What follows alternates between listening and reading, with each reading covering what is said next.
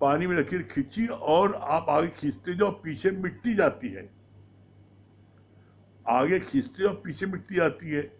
तो इसी तरीके से जो ज्ञानी जन होते हैं, उनको जब कोई बात लगती है तो वो किसी की मदद के बिना उनकी बात, गुरु का ज्ञान अंदर से निकलता है। अरे मैंने भी किसी जन्म में इसके साथ ऐसा कर्म किया था, आज उसने ऐसा मेरे से क्या किया, मेरे कर्मों को काटा है, अब मुझको मुक्ति मिल जाएगी। तो बिना किसी की मदद लिए वो लकीर मिटा देता है। ये होते हैं ज्ञानी। और चौथे होते हैं ब्रह्मज्ञानी। चौथे होते हैं ब्रह्मज्ञानी। तो जो ब्रह्मज्ञानी होते हैं उनको उनको किसी प्रकार का कुछ भी नहीं छू पाता। कैसे? जैसे हवा में लकीर, हवा लकीर खींचो, कोई लकीर नहीं खींचती है। तो ब्रह्मज्ञानी को कोई बात किसी की छू नहीं पाती। क्यों नहीं छू पाती? क्यों? क्योंकि वो हर समय अपनी आत्मा में विचरण करते हैं, हर समय अपनी आत्मा विचरण करते हैं।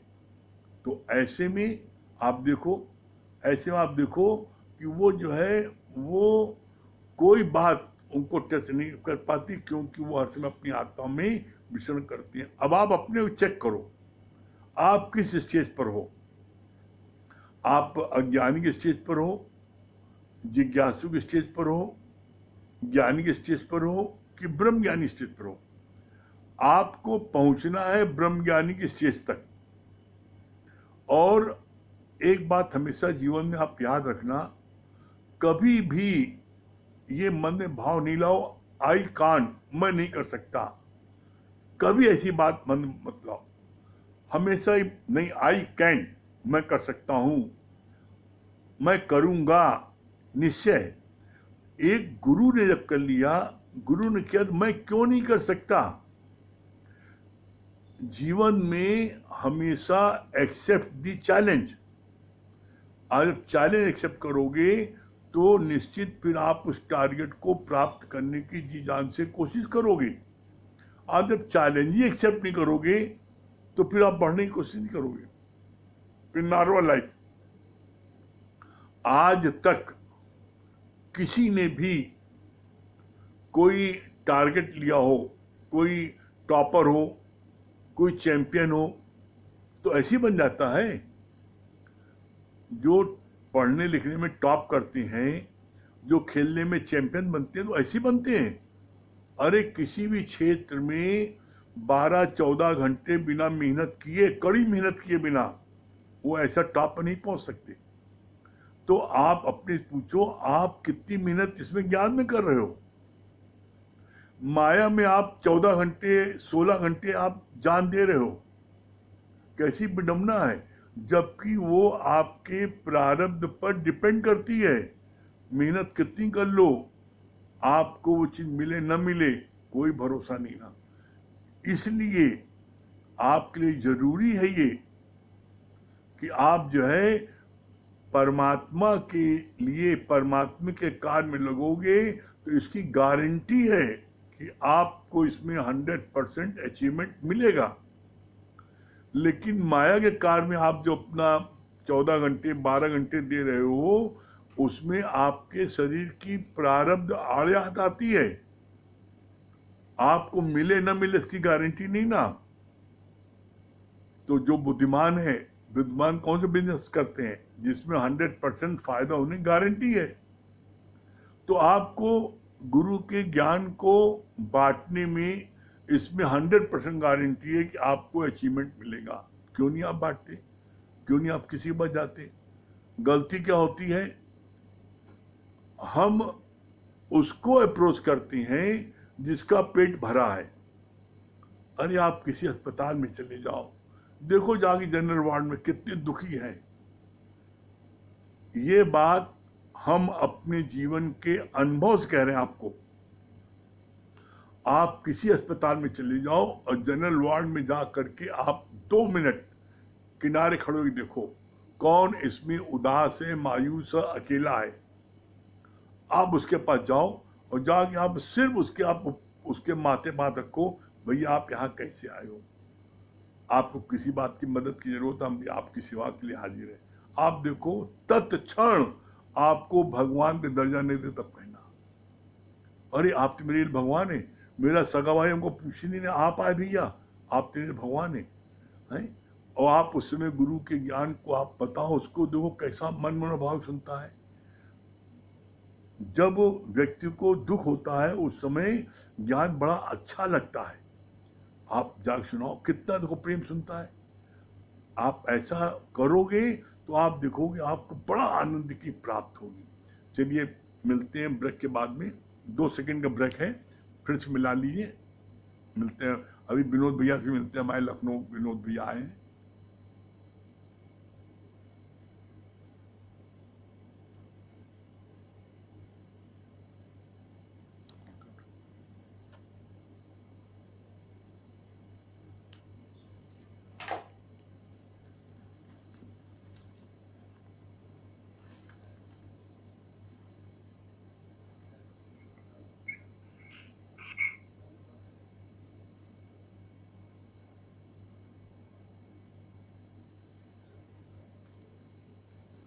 हम लोगों का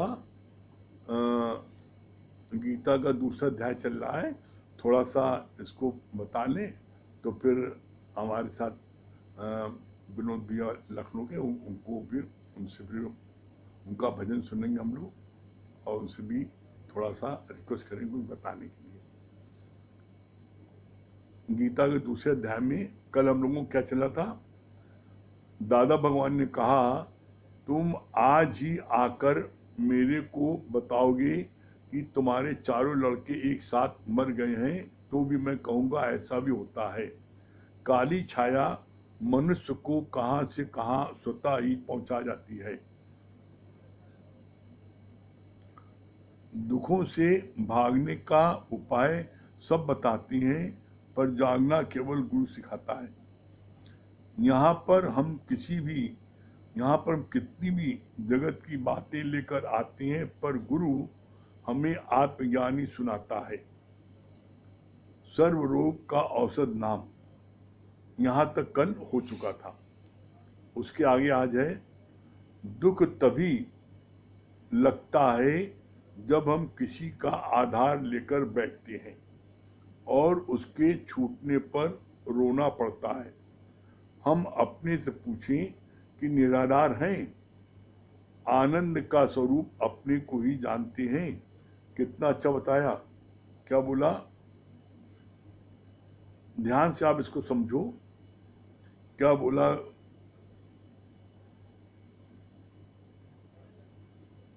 दुख तभी लगता है जब हम किसी का आधार पकड़कर बैठते हैं और उसके छूटने पर रोना पड़ता है। हम अपने से पूछें कि निराधार है, क्वेश्चन मार्क। इसके लिए गुरुजी ने बहुत अच्छा उदाहरण बोला। राजा दशरथ का शरीर शांत हुआ तो तीनों रानियां बहुत विलाप कर रही थी, रो रही थी। तो गुरुजी उनके आए और बोला भाई आप लोग क्यों रो रहे हो। तो उनको बड़ा बुरा भी लगा कि यहाँ दशरथ का शरीर शांत पड़ा है और पूछ रहे क्यों रो, देख नहीं रहे क्यों रो रहे हैं। तो बोला आखिर आप लोग क्यों रो रहे हो। तो कहा आप देख नहीं रहे, आप दशरथ जी का शरीर शांत हो गया, मेरे पति का। तो कहा शरीर तो पड़ा है, शरीर जिसके लिए तुम रो रही हो वो शरीर तो आपके सामने है, आप रो क्यों रही हो। जब उनको इस बात को बताया, क्लियर किया, आप रो रही हो क्योंकि आपने उनका आधार ले रखा था। आधार किस बात के लिए रखा था, अपने सुख से सब जग बांधो। आपको उनसे सुख मिल रहा था कि जब तक राजा रहे हम सस्ते थे, धसते थे, गहना पहनते थे, साड़ी पहनते थे, हैं, विद्या लगाते थे, खूब श्रृंगार करते थे, अब मैं नहीं कर पाऊंगा। तो अपने सुखों के लिए तो रो रहे हो। राजा दशरथ तो पड़े सामने, अगर उनके लिए रो रहे तो वो, अरे तुम्हारे को प्यार था आत्मा से। जब आत्मा ने अपना उनसे कनेक्शन कट कर लिया तो वो निर्जीव होके पड़े हैं। अगर उस शरीर से आपको प्यार था, दशरथ से प्यार था, तो दशरथ तो आपके सामने है। और अगर आत्मा से प्यार है तो आत्मा न मरती है, न जलती, न सड़ती है, न सूखती है। तो किससे आपको हुआ है? आत्मा तो अजर अमर अविनाशी है, वो तो मर नहीं सकती, तो उसके लिए रोने की कोई जरूरत नहीं है। और अगर दशरथ के लिए रो रही, दशरथ सामने पड़े हैं। तो रानियों को समझ में आया, हाँ ये बात सही है। तो हम अपने सुखों के कारण होते हैं कब? जब हम किसी का आधार लेते हैं। तो अपने से आप पूछो, आप निराधार हो? आप जब निराधार होगे तभी आप जो है, आप तो किसी के सहारा नहीं लोगे। अपने अपने उस पर अपने ऊपर कब रहोगे? जब आप अपनी आत्मा में जागृत होगे। अपनी आत्मा में जब तक आप जागृत नहीं होगे तो आप किसी न किसी का सहारा लोगे। पति गया है तो बेटे का सहारा लोगे, बेटा चला गया है देवर का सहारा लोगे, किसी न भाई का सहारा लोगे, अपने माँ बाप का सहारा लोगे। किसी न किसी के सहारे आप जब रहोगे तो क्या बोला गुरु जी ने? सहारे बन बन के टूटते हैं।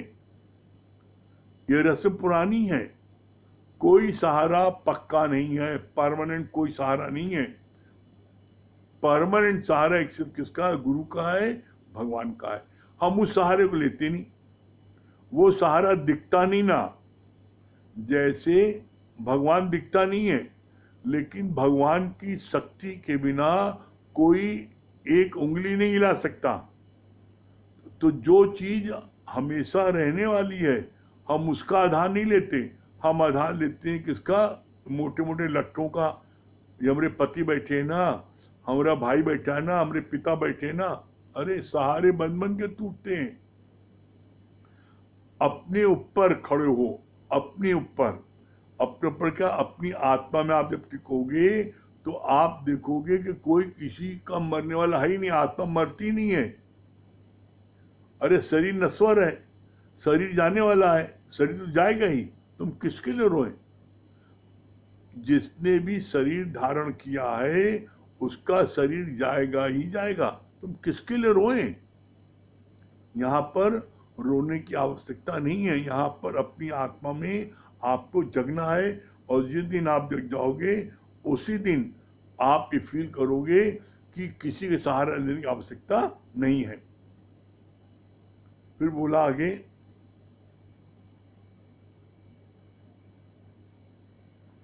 हम अपने से पूछें कि निराधार है? Question mark. आनंद का स्वरूप अपने को ही जानते हैं? Question mark. आनंद का स्वरूप, आनंद का स्वरूप क्या है? आनंद की पहचान क्या है? सत्य चित्त आनंद। जब सत्य परमात्मा आपके चित्त में धारण होगा तो आपको आनंद की प्राप्ति होगी। अब ये आप अपने पूछो कि आपके हृदय में वो परमात्मा धारण है, गुरु धारण है? और अगर धारण है तो फिर आपको मुक्ति की कोई आवश्यकता नहीं है, क्योंकि आप मुक्त हो। कैसे मुक्त हो? सर्व दुखों की निवृत्ति और परम आनंद की प्राप्ति, यही है मुक्ति। और क्या मुक्ति है? अगर आप अपने स्वरूप में स्थित हो, अपने आप आत्मा में जग गए हो, तो आपको दुनिया का कोई दुख नहीं लग सकता और आप बड़े आनंद में हो। यही मुक्ति है, जीते जी मुक्ति है। और क्या है? तो इसके लिए बोला, गुरु के ज्ञान को अच्छे समझ लोगे तो फिर तुम्हारे को आनंद आनंद प्राप्त होगा। फिर आगे बोला, जो बोलता है मैं दुखी, मैं मरूंगा, वो जीव है। सत्ता तो सर्वत्र आत्मा की है, उसी को ही जीवात्मा कहते हैं। क्या बताया मुझे? बड़ा अच्छा क्लियर किया इसको। बोला आत्मा, आत्मा जो है जब जीव के कनेक्शन में आ जाती है तो उसे बोलते हैं जीव आत्मा। जीव आत्मा जीव के कनेक्शन में आ गई। इसको गुरुजी ने और स्पष्ट किया है। क्या बोला है? बने बनाए बुत्त में मैं प्राण फूकता हूँ, मतलब मैं प्राण फूकता हूँ, मैं आत्मा बन करके मैं उसके प्राण में रहता हूँ पूरा पूरा। तो ये बाद में गुरु मुख से पता लगती है।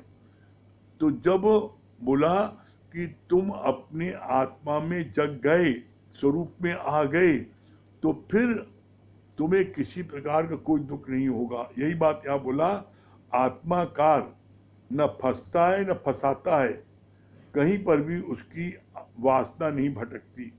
क्यों नहीं भटकती? क्यों? क्योंकि जब वो अपनी आत्मा में आ गया तो दूसरे को भी आत्मा ही देखेगा ना वो।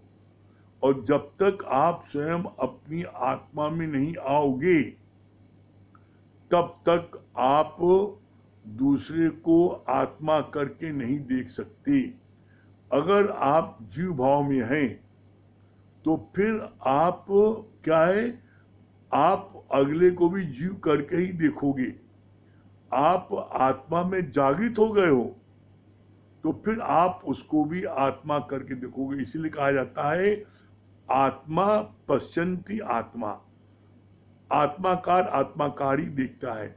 आप जीव बन के देखोगे तो कभी भी आप आत्मा को नहीं देख सकते। इसका प्रमाण भी आया है। कब आया है? जब अर्जुन ने भगवान कृष्ण से कहा कि आप हमको अपना असली स्वरूप दिखाइए, ब्रह्म का रूप दिखाइए, तो भगवान ने क्या कहा? इन चम की दृष्टि से तुम मेरा असली स्वरूप नहीं देख सकते, तुम्हें इसके लिए ब्रह्माकार दृष्टि चाहिए, मैं तुमको देता हूं। और जब भगवान कृष्ण ने ब्रह्माकार दृष्टि दी है अर्जुन को, तब जाकर के वो देख पाया है। इसका दूसरा प्रमाण आपको बता रहे हैं। जिस समय भगवान कृष्ण दूत बन के गए लास्ट मोमेंट में कि मैं लास्ट चांस एक बार समझाऊं कि लड़ाई न होने पाए, युद्ध न हो, इस बात को जब समझाने गए थे दुर्योधन को, तो दुर्योधन ने क्या बोला? तुम जो हो, तुम ग्वाला हो, गैया चराते, गैया चराओ, तुम्हारा काम ये नहीं है। तो उस पर जो है, उस पर भगवान कृष्ण ने क्या बोला कि ये धृतराष्ट्र बोला कि धृतराष्ट्र आप कुछ बोल रहे हैं, आप राजा हैं, आप इसमें आपका चुप रहना विनाशकारी होगा, पूरे कौरव पूरा मारा जाएगा, पूरे कौरव जात मारी जाएगी, पूरे कोई नहीं बचेगा। तब भी धृतराष्ट्र बोले नहीं और दुर्योधन को गुस्सा आ गया। उसने अपने सैनिकों का इसको गिरफ्तार कर लो। जब बोला कि अभी तुमको मैं बंदी गृह में डाल दूंगा तो ठीक हो जाओगे, तो भगवान कृष्ण का कोशिश करके देख लो। और जब उसने अपने बोला सैनिकों को इसको बंदी बना लो कृष्ण को, तो उसी समय इतना तेज प्रकाश हुआ, हजारों सूर्य का प्रकाश, कि किसी की भी आंखें खुल, सबकी आंखें बंद हो गई और वहां एकदम प्रकाश छा गया और वहां से वो अंतर्ध्यान हो गए। तो भगवान को, उस शक्ति को वही देख सकता है जिसके अंदर में ब्रह्माकार वृत्ति आएगी, जो ब्रह्म दृष्टि लेगा। और ब्रह्म दृष्टि हमको मिलती है गुरु से। बिना गुरु की ब्रह्म दृष्टि लिए हम ब्रह्म को नहीं देख सकते। हम जीव बन करके ब्रह्म का एहसास कर सकते हैं कि ब्रह्म का यह एहसास, लेकिन उसको हम देख नहीं सकते।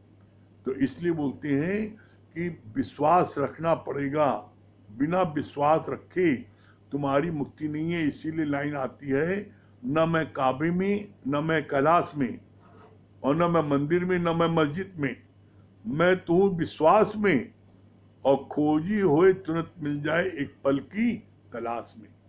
तो आप देखो, आप जो है खोजी हो, आपको निश्चित परमात्मा मिलेगा है। और हम लोगों को बड़ा अच्छा लग रहा है कि हमारे लखनऊ से जो है विनोद भैया हमारे जुड़े हैं। तो हम चाहेंगे कि विनोद भैया कुछ थोड़ा सा अपने जीवन का, बहुत ही, विनोद भैया हमारे गुरु जी के बहुत ही प्यारे रहे हैं। और विनोद भैया, विनोद भैया की मम्मी, विनोद भैया की वाइफ, सब लोग सत्संग से जुड़े हैं। तो आ, हम ये चाहेंगे कि विनोद भैया भजन सुनाने के पहले थोड़ा अपने लाइफ का थोड़ा अनुभव बताएं, तो हमारे प्रेमियों को बड़ा अच्छा लगेगा। विनोद भैया प्लीज। हरिओम। हरिओम विनोद भैया, हरिओम। हरिओम। सभी प्रेमियों को हरिओम। इलाहाबाद के सभी प्रेमी हमारे सभी परिचित हैं, चिरपरिचित हैं, क्योंकि अक्सर मैं इलाहाबाद के सत्संग में जब भी इलाहाबाद विजिट किया हूँ तो वहाँ से होती रही है उन लोगों से। और ये सब गुरु जी की ही मेहरबानी है। गुरु जी एक चीज बताते थे, बहुत बढ़िया एक दृष्टांत सुनाते थे, जिसमें उन्होंने बताया कि एक लड़का था, वो थोड़ा कहीं घूम रहा था, राजा था, वो कहीं घूम रहा था, तो उसको एक चिराग हाथ लगा। चिराग बड़ा पुराना था, तो उसने सोचा कि इस चिराग को हम साफ कर लें। जब चिराग को वो साफ करने लगा, तो जैसे ही उसने साफ करने के लिए